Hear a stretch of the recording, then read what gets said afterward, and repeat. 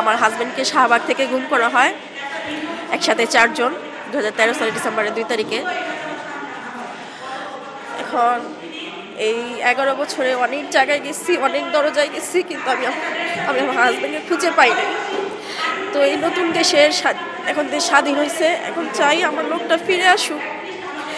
আমি লাশও চাই না, আমার কোনো টাকা পয়সাও চাই না, কোনো কিছু চাই না, আমি আমার লোকটাকে ফিরে পেতে চাই। শাহবাগ থেকে নিয়ে গেছে পারভেজ হোসেন। তো আমি চাই আমার স্বামীকে আমি ফিরে পেতে চাই। আমার 2 বাচ্চা নিয়ে আমি আমার ছোট বোনের শ্বশুর বাড়িতে থাকি। 2013 সালের একটা মেয়ে, মানে আমার বাবা নাই, আমার ভাইও নাই যে থাকবো। ছোট বোনের শ্বশুর বাড়িতে একটা মেয়ে যে থাকা যে কত কষ্টের সেটা বলে বোঝাতে পারবো না। আমার বাচ্চাটা যখন আমার ছোট বোনের হাজবেন্ড ওর বাচ্চাদের নিয়ে কথা বলে, আমার ছেলেটা তাকায় থাকে, কিন্তু ও তো বাবাকে দেখেই নেই। বাবা কি জিনিসই বুঝে না, বাবার মায়া ভালোবাসা কি ওর ভিতরে নেই। আমার বাচ্চাটা হার্টের সমস্যা হয়ে গেছে এতটুকু বয়সে। আমি চাই আমার স্বামীকে ফিরত, আর কিচ্ছু চাই না কারো কাছে, আমার কারো দাবি নাই, কারো কোনো কাছে কোনো কিচ্ছু চাই না, শুধু আমার স্বামীকে ফিরত চাই। প্রথম গুম করে 2013 সালের ওই 14 সালে যে তৎকালীন সরকারের নির্বাচন হচ্ছিল তার আগে কিছু গুম করেছে সরকার। তো ওই গুমটা করার পর আমার আব্বু আমার ভাইকে বলে যে তুমি এই এলাকাটা ছাড়ো, তুমি আমার আরেক ভাই মিরপুরে থাকে, পল্লবীতে থাকে, তুমি ওখানে চলে যাও কিছুদিনের জন্য। তা আমার ভাই ওইখানে যায়, মিরপুরে যায়, ওখানে গিয়ে কিছুদিন থাকে।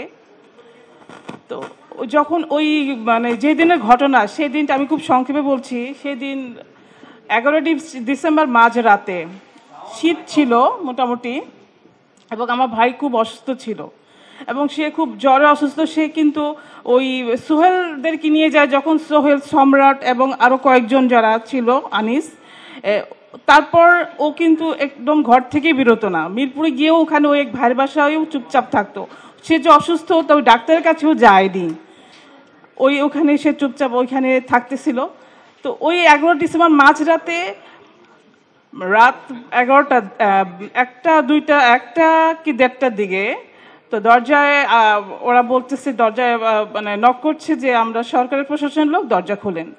তো আমার আরেক ভাই যে মিন্টু যার বাসাছে, সে দরজাটা খুলেছে। খুলে দেখে যে সবার হাতে আর্মস এবং সবাই 7-8 জন সিভিল এসেছে এবং বলছে যে সেলিম রেজা পিন্টু কোথায়। তো আমার আরেক ভাই বলতেছে যেটা মিন্টুর বাসায় যে গেছে, যে মিন্টু বলছে যে আপনারা কোত্থেকে এসছেন, আমরা সরকার প্রশাসনের লোক, আমাদের কাছে আমার ভাই জিজ্ঞেস অ্যারেস্ট ওয়ারেন্ট আছে, বললো যে হ্যাঁ সব আছে। ওরা 2 মিনিটের মধ্যে আমার ওই যে ছোটো ভাইটা পিন্টুকে, মানে ঘুমাচ্ছিল, তাকে উঠিয়েছে এবং সে অসুস্থ, সে জ্বরে কাঁপছে, সে লুঙ্গি পরা, কিন্তু তাকে প্যান্টও পরতে দেয়নি, ওই অবস্থায় স্যান্ডেলও পরতে দেয়নি, সব হাতে আর্মস। এবং খুব দ্রুত এই কাজটা করেছে তারা। ওর সাথে যে 2টা মোবাইল ছিল, ও মোবাইল ফোনটা নিয়ে তাকে মানে 2 জন 2 দিকে ধরেছে এবং তাকে পাকড়াও করে 3 তলা থেকে টেনে হিঁচড়েই নিয়ে যাচ্ছে। তো আমার ভাই বলতেছে, আরেকটা ভাই, যে আপনারা কোথায় নিয়ে যাচ্ছেন, আপনারা তো কিছু বলতেছেন না। তো বললো যে আমরা সরকার প্রশাসনের লোক, আপনাদের এত বেশি জব দিয়ে আমরা করতে পারবো না। তখন আমার ভাইটাকে ওই মাইক্রোবাসে করে নিয়ে যায়। তা আমরা প্রাথমিকভাবে মনে করি যে মেবি ওরা ডিবি থেকে এসছে। আমরা তারপর দিন ডিবিতে যাই, ডিবিতে ওরা বলেছে ওরা ওখানে কোনো অপারেশন করেনি, কিছু করেনি। তো আমরা পল্লবী থানায় যাই, পল্লবী থানাতেও আমরা কোনো রেসপন্স পাইনি। তারা বলছে যে 24 ঘন্টার মধ্যে কোনো আমরা জিডি নিতে পারবো না। তারপর অনেকভাবে অনেক কিছু করে তাদেরকে আমরা নিখোঁজ জিডি দিতে পেরেছি। সুমন ভাই, মাসুম ভাই, রানা ভাই, মোট 6 জনকে একই সাথে র্যাব উঠিয়ে নিয়ে যায়। ইতিমধ্যে সবাইকে আমি অনেকবার এই জিনিসটা হয়তো বা আপনারা সবাই জানেন, ডেসক্রাইব করেছি। আসলে নতুন করে বর্ণনা করার মতো কোনো ঘটনা এখানে নাই। আসলে আমার ভাইয়ের একমাত্র দোষ ছিল সে ভিন্ন মত পোষণ করেছিল রাজনীতিতে। কিন্তু আয়না ঘরের মতো যে ঘটনাগুলো বা গুম শব্দটার মতো যে ঘটনাগুলোর সাথে আমরা এখন পরিচিত হচ্ছি, যেটা ফ্যাসিবাদ সরকারের এক নির্মম পরিণত করেছে আসলে আমাদের, শুধু আমাদের বাইগুলোকে না, সাথে আমরা আমরা ফ্যামিলির যত সদস্যরা আছি সবাইকে। আর একটা মানুষ কতটুকুন মানে জানোয়ারও কি এরকম করে কিনা আমি জানি না, কতটুকুন বিবেক বোধ শূন্য হলে দিনের পর দিন যারা আয়না ঘর থেকে ফিরে এসেছে আমরা তাদের মাধ্যমে জানতে পেরেছি যে কি পরিমাণ অত্যাচার, কি পরিমাণ অত্যাচারিত তারা সেখানে হয়েছেন।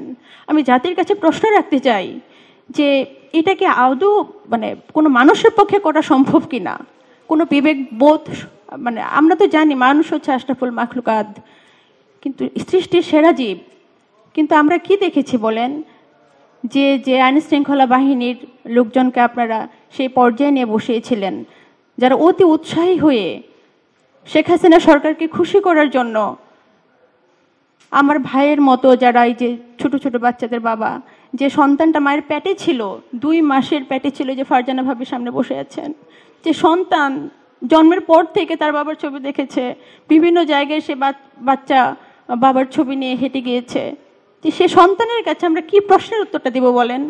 এখন আমি যেখানেই বসে থাকি না কেন, যেখানেই দাঁড়াই না কেন, যে জায়গায় আমি দাঁড়াতে পারি না কেন, আমি তাকে ফেরত চাইবো। তার গ্রেপ্তারের পরোয়ানাটা আমি চাচ্ছি, গ্রেপ্তারি পরোয়ানাটা, এবং তাকে আমাদের বাংলার বুকে এনে তাকে দেখাতে হবে, তাকে স্বীকার করতে হবে। তার সাথে সহযোগীদেরকে ইতিমধ্যে ধরা হয়েছে, তাদের জবানবন্দিগুলো নিতে হবে। গুমের বিষয়টাকে নিয়ে আমি গুমের শিকার, আমি আমার গুমের বিষয়টাই চাইব যেন তারা অবিলম্বে এগুলোকে স্বীকারোক্তি নিয়ে তাদের জবানবন্দিটা নেয়। কারণ আমার বাবার পিছনে আমি জানতে পেরেছি, আমার কাছে চিঠি এসেছে, এই জিয়াউল হাসান, অ্যাডমিরাল সোহাইল, এরা প্রত্যেকে জড়িত ছিলেন আর হুকুম করেছিলেন শেখ হাসিনা। আমি তাকে গ্রেফতার চাই তার।